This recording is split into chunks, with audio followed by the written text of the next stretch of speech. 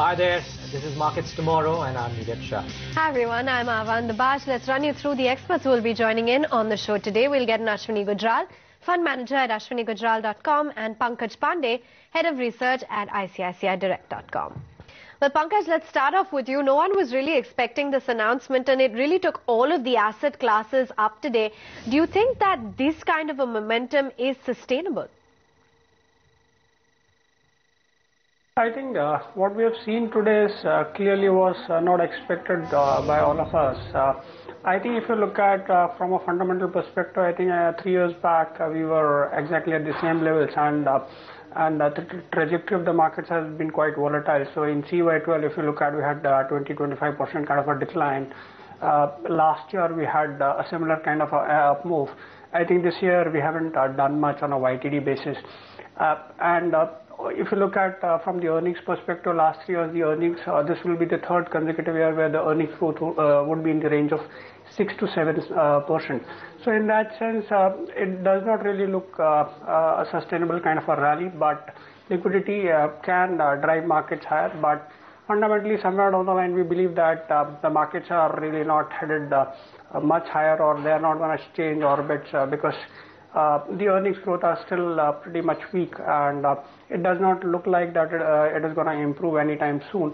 So in that sense, we don't expect markets to head much higher from current levels. In fact, it is likely to be there in the range, and we really do not, unless the earnings actually pick up. So we are still not seeing signs of that happening. Ashwini, a spectacular rally nevertheless. The question really is, how does one trade from here on? Do you trim down your positions on the long side? Do you start building up short positions via maybe buying puts? How do you trade the markets? 20% in less than a month.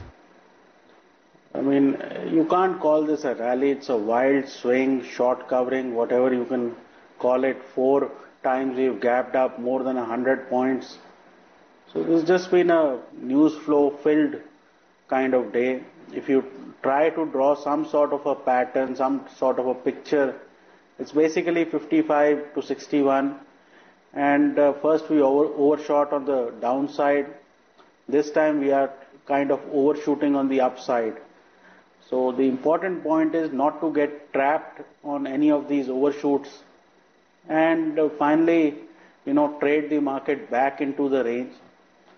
For the market to prove that something else is happening and now we are heading to 7,500, we'll have to wait for some sort of a correction and then see, how things develop.